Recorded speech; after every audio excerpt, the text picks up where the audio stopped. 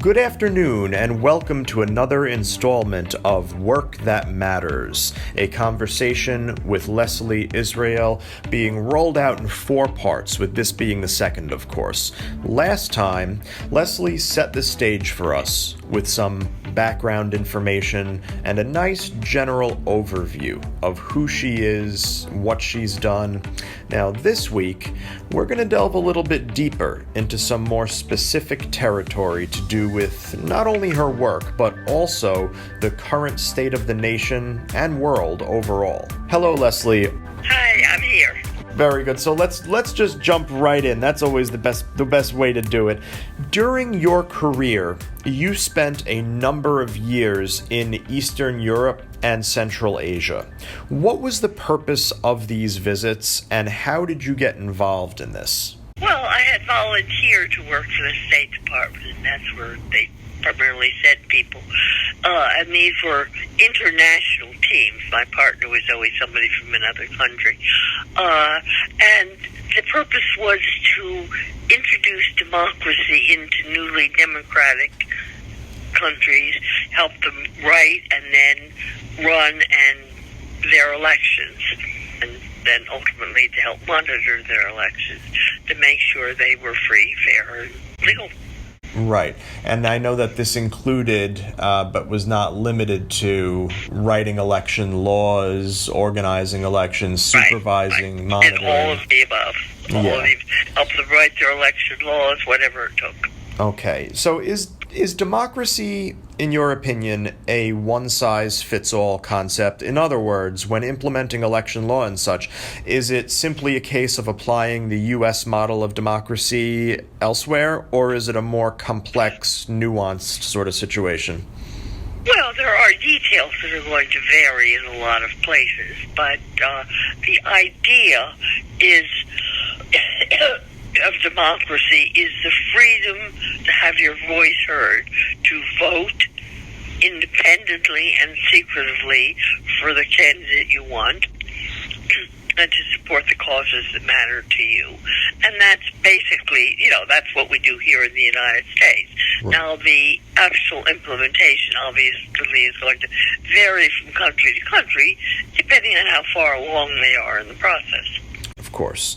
You spent some time in the former Soviet Union, albeit a more westernized version thereof by the time you arrived. My question is this. Do you think that Russia ever truly got out from under the spirit of communism? In other words, have they ever truly been a free society in modern history? From a governmental ruling point of view, probably not. The people want to be. I've had a lot of friends who are Russian, and they all like to live independent, free lives. But, you still had a Putin or Stalin, whoever. Right. Right there at the head. What would you say was the most challenging country that you worked in, and why? And before you answer, just remember, challenging can mean any number of things. It can mean physically dangerous, or the most stubborn in terms of adopting democracy itself, the most welcoming place on a personal level. Well, of course, dangerous in the early days, my longest times were in Bosnia, was when there were still, a million landmines in the ground, and if you were in your car and you had to go to the bathroom, you didn't pull off the road. You stayed on the cement, and because there could be one right tucked in under there. But I never felt totally threatened, except by the unseen. Right. Well, landmines, it's very serious. Well, landmines are serious, and they had been put there a number of years ago, and nobody, I'm sure nobody kept a record that said, at the intersection of here and here, there's a landmine, please remove it. Of course. That sounds challenging, to say the least. And in terms of people resisting that Western influence, did you run into that a lot? Not really, no. Okay. People welcome the opportunity to be free, to make their own decisions, not to be controlled by a dictator. Right. And so they were very, I never, sometimes they were more comfortable with outsiders than others. Sometimes, they weren't sure who you were. That's how they grew up in a world where they didn't know. But I never felt as though I was unwelcome. Okay. Or resented for being there. Now, by contrast, what would you say was the friendliest, most easygoing experience you had in these countries? Well, the country where I spent the most time was Bosnia, and I got to know the people, and still am friends with them, and I've adopted 2 dogs from there, that kind of thing. So that's probably the place I'm most comfortable. Right. And didn't your adopted dog from Bosnia die not too long ago? The second one did. Second one? Just a few weeks ago. Yeah. And I will be rescuing another dog, but not from Bosnia. Right. So my first one was named Tuzla because that's the town where I was when I rescued her from the side of the road. Oh, okay. And the second one was named? Yeah, the second one was there too. Actually, the first one was not the side of the road.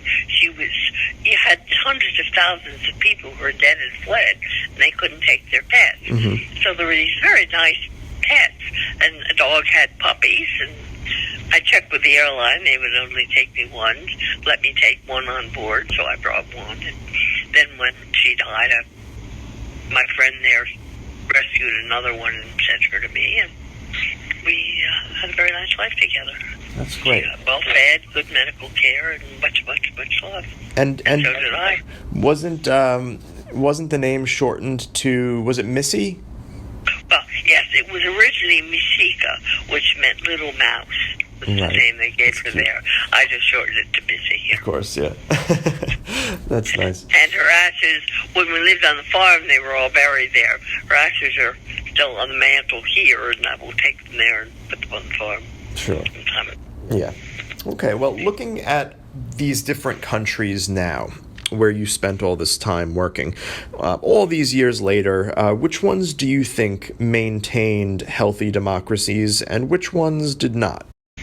Most of them, if they could, did. But again, it's the Russian influence was and remains very strong in many of them, and so that a lot of the I spent a lot of my time in what was Yugoslavia. The Yugoslavia is now a bunch of different countries, Serbia, Bosnia, and so forth. But Serbia, I'm not sure. It's a little iffy still. Mm-hmm. But most of them have moved forward. Okay, good. They're doing, that's are at least well on the path, and many of them are there. Right. Okay. Now, you've said that your parents were Republican journalists, if I'm not mistaken. Yes. Okay. Now, you also said that they would not recognize the GOP of today and would likely not be a part of it. Can you explain what you meant by that, and what has changed about the GOP between then and now? The Eisenhower Party was a lot different from the Reagan Party. It was, they were much more inclusive, much friendlier to everybody, and today the party is about its leaders, and they're about themselves. And, obviously there are people who believe in much of what they believe, but I'm not sure what it is they believe. That's interesting. Now, on the other side of the same coin, you are a lifelong Democrat. Do you think that the Democrat Party of today is the same party as it was, the party of yesteryear? Some have criticized the party, same as criticized Republicans, saying that both have gotten too radical in their own ways in these times. Do you believe there's any truth to that? No, I don't think the Democrats are too radical. I think we are a liberal party. We're an inclusive party, both for people and for ideas, and that's a good thing. And I thought ideas will change, will vary and evolve with time, and so do we. And we just adapt to that. Well said. Now, The January 6th committee is scheduled to make its case public soon, I think maybe even this week, with primetime hearings. Based on what we know already, what are your thoughts on the January 6th insurrection, and what are your thoughts on Donald Trump in general? I think we should be free to do and think whatever it is that we do and think. And unfortunately, at that point, they were trying very much, and still, so the Republicans are trying to control who we are and what we want to be. And I don't think that's appropriate. Right. Okay. And as far as Donald Trump is concerned, do you believe that he's going to run again in 2024? And if so, is Joe Biden up to the task of running against him a second time and winning? I don't know whether Trump will or not. For Donald Trump is only about one thing. Donald Trump. Of course, Biden can win. Trump will use whatever he can because he has no morals or standards. But that's him. That's not, Republicans are decent people. That's right. Not because he's a Republican. That's because he's Donald Trump. Right. Here's a question. You've run many campaigns, including presidential. You've been involved at every level of this. If you were Donald Trump's 2024 campaign manager, what would you advise that he do? Ideology aside, let's just make it hypothetical. As a campaign manager. Go home and hide under the bed. Point taken. Yeah. So next time around, we're going to discuss some more personal matters to do with your life, Leslie, as a family woman, the wife, the mother, the grandmother. So I want to leave off today's interview with a little story that I know to be charming and funny because I've heard it before. So, Leslie, you've been married for some time now. Some might even say you're a pro when it comes to being part of a couple. We celebrate our 62nd. We're married 62 and a half years now. So, at this point, I'm settled in. So how did you meet Fred, the love of your life? I met Fred on a blind date, a college classmate. I had fixed her up with somebody that she had fallen for.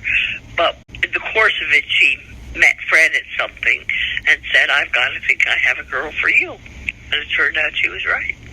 I was living in Philadelphia at that point. He was in Washington, but he went to Philadelphia to visit some friends over the weekend, over Easter, and called me, and we had his first date. It was, perfectly acceptable.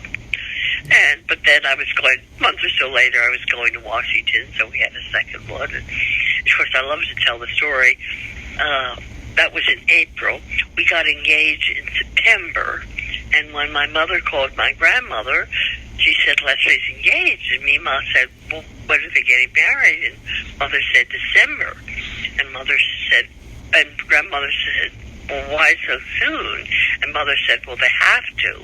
And there was a long silence, because in those days it meant something specific. Yeah. I was not pregnant. Yeah. But I might have, because I wasn't. And Fred was in law school, and he had a 3-week break there, so we could have a real wedding and a honeymoon and all that stuff. Spring break was a week, and those days you didn't live together until you were married. It's different today. And so we got married in December, and worked out fine. Well, got it right the first time. Got it right the first time. Can't complain about that. That's wonderful. Yeah. You guys are so hard to trade, I couldn't start a new one. That's what we hear. So that wraps up this episode of the Work That Matters podcast. So join us next time, folks, with your host, Leslie Israel, as we delve even deeper into her back pages to illuminate and inspire people of all ages out there, but especially young women who are just now coming up in the field of political consulting, making a difference in the world, to say the least, much like Leslie Israel has. And it's wonderful. Women are real people now.